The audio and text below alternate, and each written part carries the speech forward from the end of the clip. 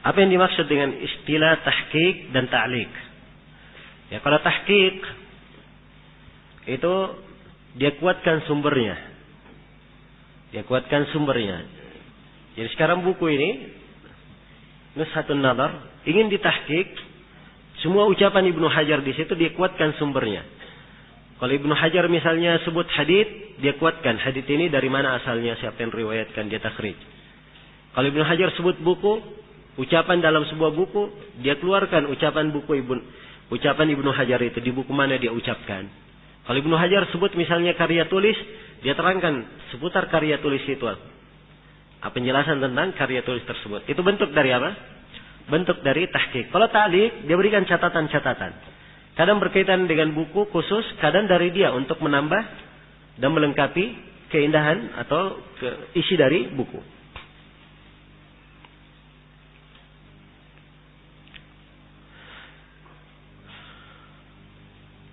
Mengapa Syekh Rabi' Al-Madkhali dijuluki dengan Imam Al-Jarh wa Ta'dil di masa ini? Yaitu gelar dari Syekh Al-Albani, ya. Beliau memberi gelar seperti itu. Dan juga disetujui oleh Syekh Muqbil rahimahullah. Ya, dan selainnya dari para ulama. Nah, sebab jarh dan ta'dil itu adalah hal yang diperlukan pada setiap masa. Ya, karena namanya orang yang menyampaikan agama, apakah itu dalam hadits maupun selain hadits, itu di setiap masa ada yang lurus dan ada yang tidak lurus.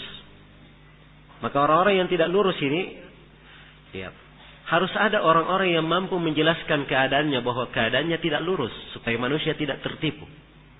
Jelas ya? Ya, karena itu tidak semua dan untuk itu tidak semua orang mampu menjelaskan. Ada yang tahu itu salah. Ya, tapi dia tidak pandai menjelaskan itu salah. Jelas ya? Dia tahu saja itu salah, tapi bagaimana cara menjelaskan itu salah? Atau bagaimana cara dia membantah kesalahan itu? Belum tentu dia mampu. Ya. Dan itu lagi yang kita lihat di saat ini. Kadang ada orang-orang yang masuk dalam membantah, dia tidak pandai membantah, tidak tahu juga apa yang dia bantah. Bukannya membuat pencerahan, tapi membuat ribut. Ya. Asalnya benarnya kusutnya hanya 3 lapis saja.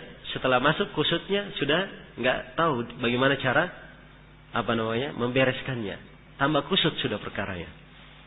Dan ini tidak cocok ya. Ya. Maka setiap orang hendaknya bertakwa kepada Allah Subhanahu wa taala ya pada dirinya. Ya, dan jangan masuk ke dalam sesuatu yang dia tidak pandai dan tidak mengikutinya. Apakah Waraqah bin Naufal dikategorikan sebagai sahabat? Ya, ada sebagian menghitungnya di sahabat dan sebagiannya lagi tidak menghitungnya sebagai sahabat. Nah, iya. Bolehkah berhujjah dengan hadits dhaif dalam fadail a'mal? Ya, setelah antum dengarkan tentang rincian hadits dhaif, maka sudah tergambar ya. Ya, bentuk-bentuknya. Ada yang sama sekali tidak boleh diamalkan. Kan begitu? Ya, haram untuk diamalkan. Seperti hadits maudhu, hadits matruk dan seterusnya, itu tidak boleh diamalkan. Ada dhaif yang kemungkinan lemah, asalnya tidak syah penyandarannya kepada Nabi. Ya, dan tidak boleh seorang menisbatkan kepada Nabi sesuatu yang tidak pasti. Sebab itu kedustaan atas Nabi sallallahu alaihi wasallam. Karena itu yang benarnya hukum beramal dengan hadits dhaif tidak diperbolehkan secara mutlak. Ya, dalam fadail amal maupun selain fadail amal. Cuma sebagian ulama yang membolehkan di fadail amal, mereka memberi syarat-syarat. Ya, ini syarat-syaratnya pun ya kadang tidak bisa dipenuhi oleh orang-orang yang mengatakan boleh beramal dengan fadail amal. Di antara syaratnya kelemahannya tidak terlalu lemah. Ya. Dari mana dia bisa tahu tidak terlalu lemah kelemahannya? Dia punya ilmu hadits? Ini bukan untuk ukuran dia, tapi ini kembali kepada siapa? Orang yang punya ilmu. Kemudian yang kedua, hukum di dalam fadail amal itu tidak keluar dari ketentuan umum dalam syariat. Ya, dari mana dia bisa mengukur? Dia punya apa? Ketentuan umum. Kemudian yang ketiga, ketika disampaikan, jangan dia pastikan penisbatannya kepada Nabi. Dia katakan disebutkan dari Nabi, dinukil dari Nabi. Ya, jelas ya? Kalau sekarang tidak, Nabi bersabda, oh itu ada dalam hadits, dan seterusnya. Baik.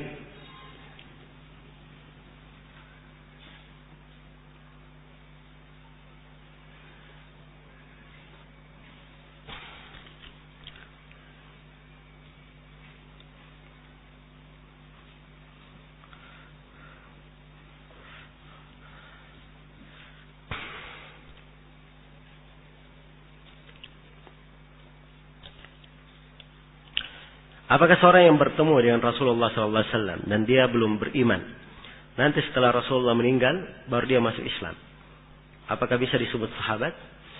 Ini pertanyaan antum.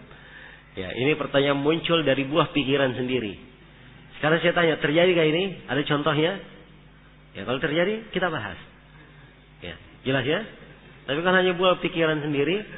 Ya, ini dari hal yang kadang tidak perlu apa? Tidak perlu dibahas.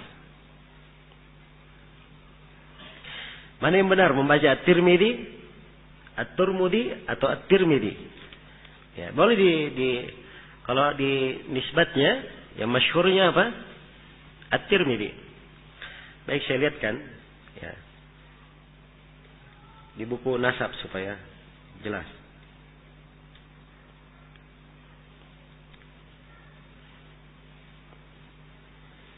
Ini saya buka Al-Ansab karya Sam'ani.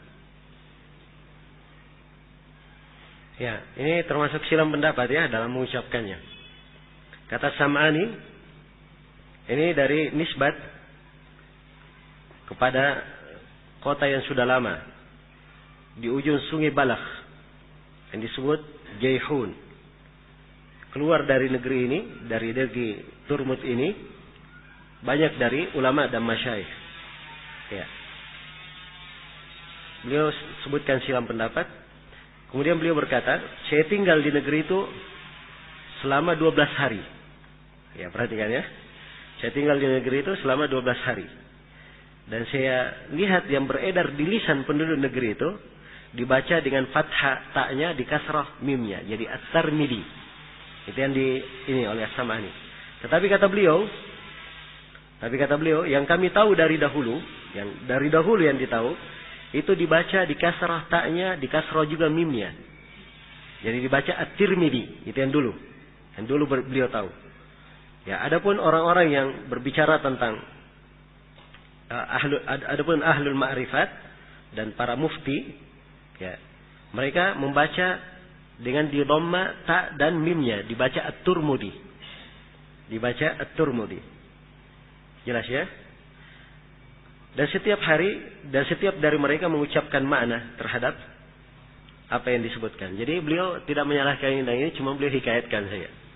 Jadi ada yang berkata Turmudi, ada yang berkata Tirmidzi, ya, dan beliau sendiri ketika berada di kota itu, penduduk kota berkata At-Tirmidzi. Ya. Jelas ya? Sebab memang dua itu yang dikenal, At-Tirmidzi dan At-Turmudi, itu yang dikenal. Baik. Ini satu rujukan ya, biasanya untuk lebih memastikan kita buka rujukan yang lain biasanya. Tapi cukup ya sebagai gambaran untuk pertanyaan ini.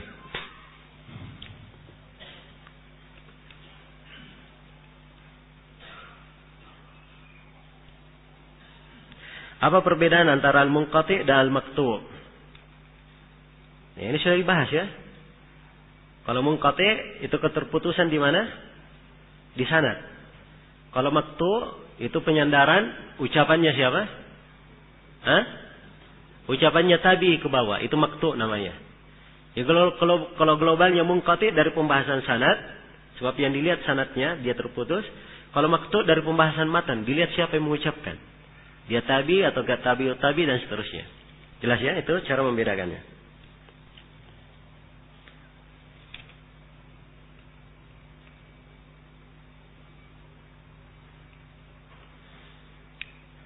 Ini ada yang bertanya tentang jin yang berjumpa dengan Nabi. Apakah mereka sahabat? Ya. Jelas ya, kalau mereka berjumpa dengan Nabi, ya, mereka dihitung apa? Melihat Nabi dihitung apa? Dihitung sahabat. Tapi siapa yang tahu dia berjumpa dengan Nabi? Ya. Jelas ya? Siapa yang tahu dia berjumpa dengan Nabi? Ya, karena itu tidak ada dari ulama yang menulis tentang sahabat, buku-buku sahabat.